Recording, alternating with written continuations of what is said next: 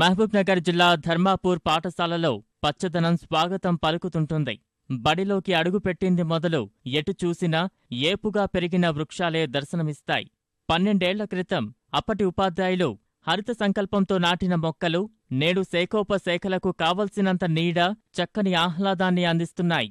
2003లో అప్పటి ప్రధాన ఉపాధ్యాయుడు బుచ్చారెడ్డి పిల్లలతో పెద్ద ఎత్తున మొక్కలు నాటించారు.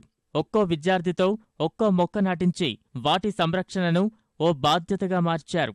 ఎవరు నాటిన మొక్కకు వారినే సంరక్షకులుగా నియమించారు.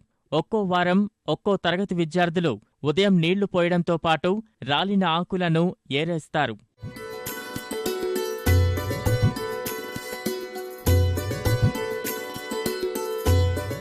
ప్రతి టీచరు మాకు చెట్ల ప్రాముఖ్యత గురించి చెప్పి మాతో ప్రతి చెట్టు నాటించి వాటిని వనాలుగా చేయాలని మాతో ఎంతో కృషి చేయించారు. మార్నింగ్ టైంలో మేము 10 నిమిషాల పాటు చెట్ల కిందనే యోగా చేస్తాము. ఈవినింగ్ టైం కూడా 5 మినిట్స్ చేయించి ఇంటికి పంపిస్తూ ఉంటారు. మా స్కూల్లో రావి చెట్లు ఎక్కువగా ఉన్నాయి. రావి చెట్ల నుంచి మనకు ఆరోగ్యం ఎంతగానో వస్తుందని మా టీచర్లు చెప్తూ ఉంటారు.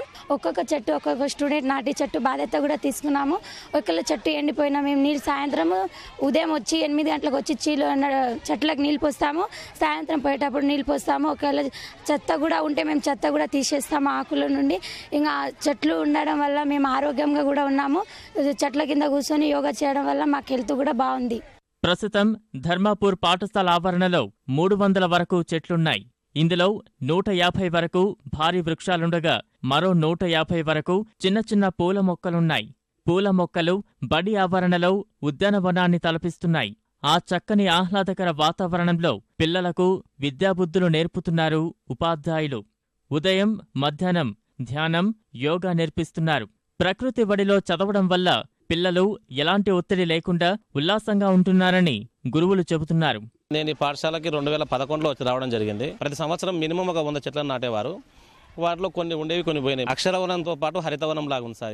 ఇక్కడ ఎంక్వైరీకి వచ్చినటువంటి ఆఫీసర్లు కూడా మా పాఠశాలను చూసి సంతోషాన్ని వ్యక్తం చేయడం జరిగింది సార్. క్లాస్ రూమ్లలో కూడా పిల్లలకు సైకలాజికల్ గా ఒక మంచి వాతావరణం కల్పించాలన్న ఉద్దేశంతో గ్రీన్ బోర్డ్స్ అనౌన్స్ చేయడం జరిగింది సార్. 2001లో ఇక్కడ నేను జాయిన్ అయ్యాను సార్. ఇక్కడ వచ్చినప్పుడు ఎక్కడ చెట్లు లేవు, ఒక్క చెట్టు మాత్రమే ఉండింది. అయితే రాళ్లల్లో గుట్టల్లో మొలవనే కాన్సెప్ట్ ఉండింది. మా టీం టీచర్స్ అందరూ ఒక ఆలోచనతో ఉన్నప్పుడే గవర్నమెంట్ చెట్లు పంపించడం జరిగింది. పిల్లల సహకారంతో మొత్తం చెట్లను నాటించడం జరిగింది. పాఠశాలలో పచ్చదనం, పరిశుభ్రత ఉండడం వల్ల యోగా లాంటి కార్యక్రమాలు చేసుకోవడానికి అనుకూలమైన వాతావరణం ఉంది. అలా ఉండేటట్టు కూడా మేమంతా కృషి చేసి వాతావరణాన్ని క్రియేట్ చేసుకున్నాం.